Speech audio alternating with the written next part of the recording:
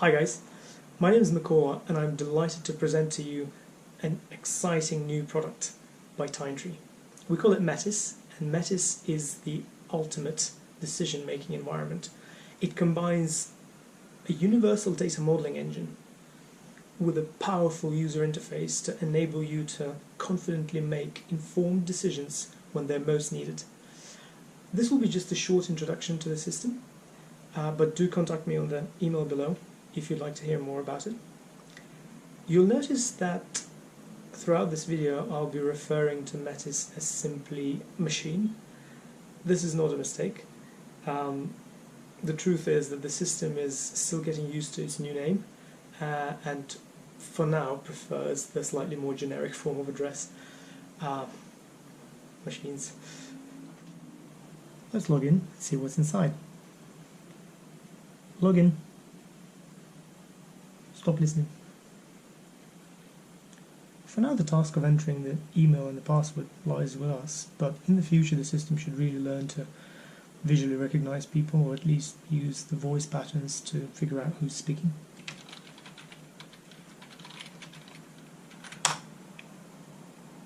Once we're logged in, we can reset the password or leave the system, but the much more interesting bit lies in exploring the workspaces.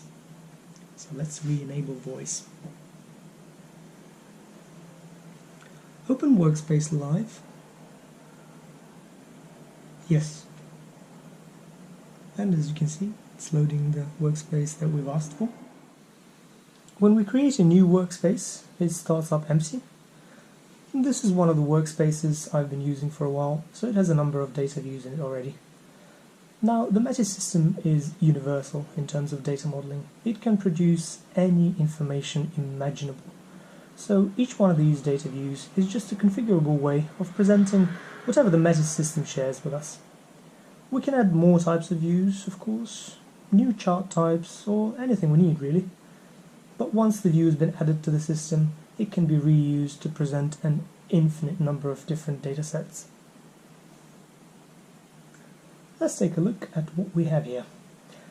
This is a map of media mentions over the last hour of a set of products that I would like to invest in.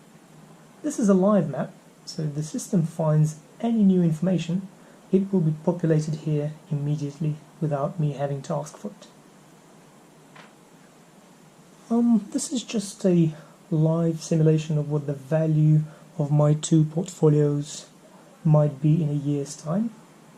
As the system makes more decisions about the value, we get them all here. Oh, by the way, some of the numbers in this presentation have been modified for privacy reasons. But basically what you see here is that there are two main clusters of possible portfolio values 12 months from now. Clearly there's some high impact event that may happen soon, which can shift the value by a large amount.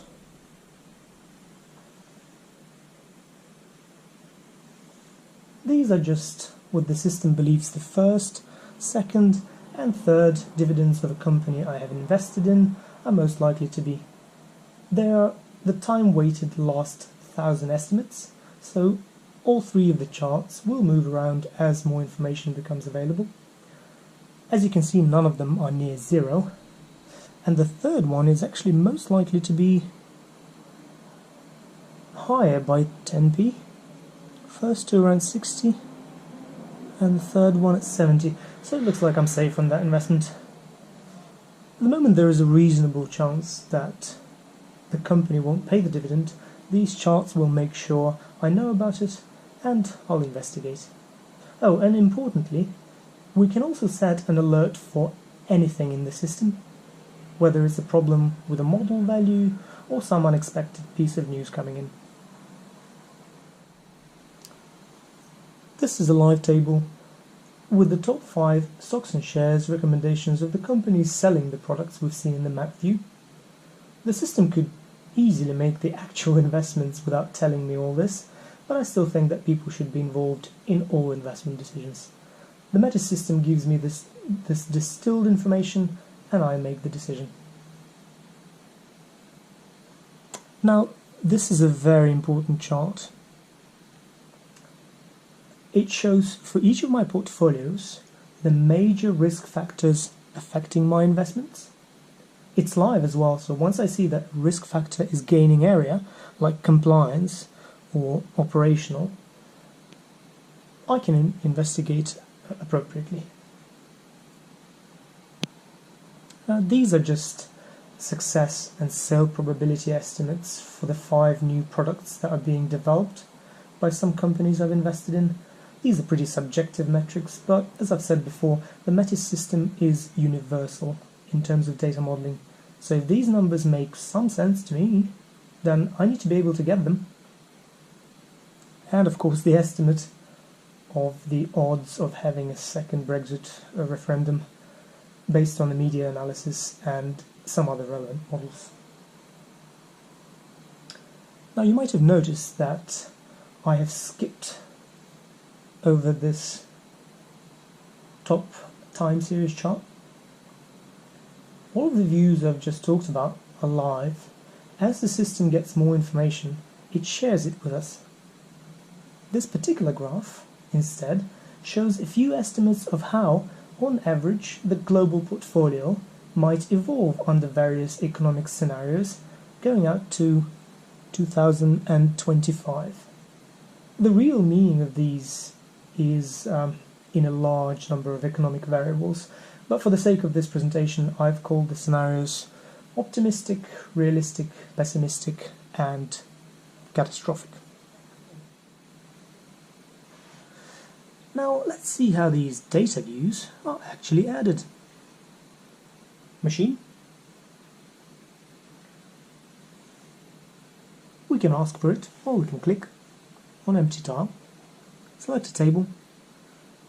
Let's say we would like to see the top 3 countries by investment. Metis has a model for that.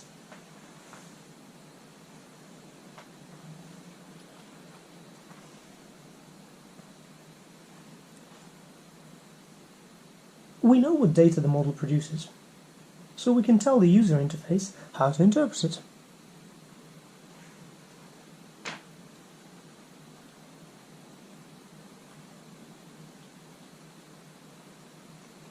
What I'm doing here is I'm basically asking it to ignore the timestamp for now and just give me the data itself, and ask the data view to connect to the metis system and start sourcing the data. Now this table is live.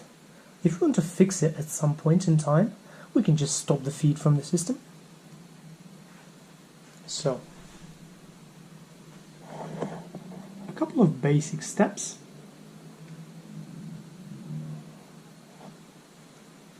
And the information is in front of the people making decisions.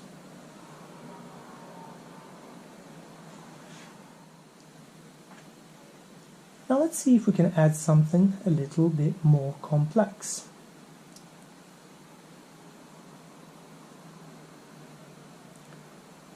Let's say we'd like to see what kind of projects our capital is invested in the United Kingdom.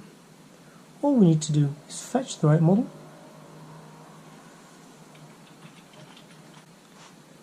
say that we want this model to work for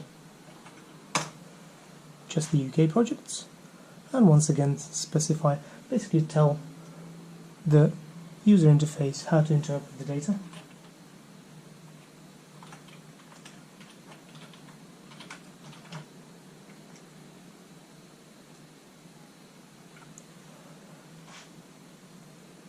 And let's take a look at it as a bubble chart.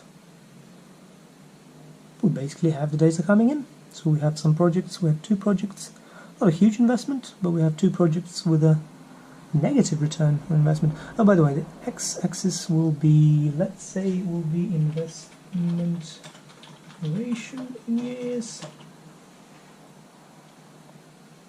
The y-axis will be return investment, percentage terms, and let's say the actual chart will be called capital allocation.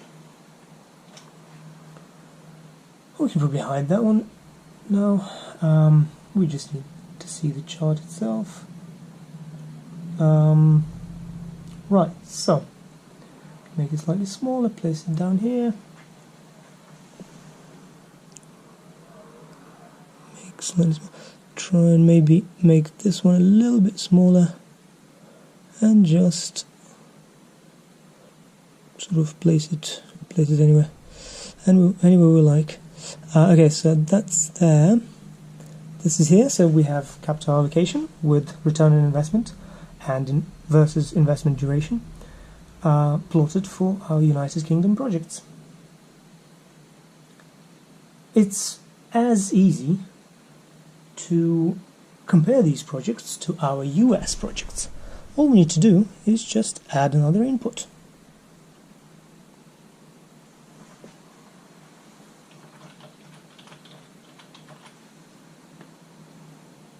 Same model. Slightly different market.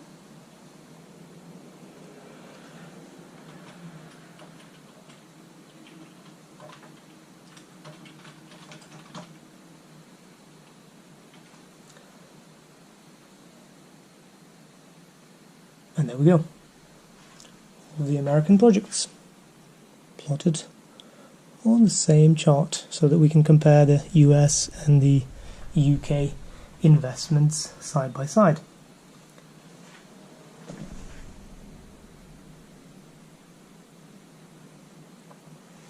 As you can see, it's a live chart as well, because the return on investment is an estimate. So the system is basically trying to estimate what the return on investment on these might be. Oh, by the way, these are two separate ones. That's just a text value for this. You can use a text value for anything else. That's a pie chart, of course. Okay, so that's our capital allocation for the US and the UK projects.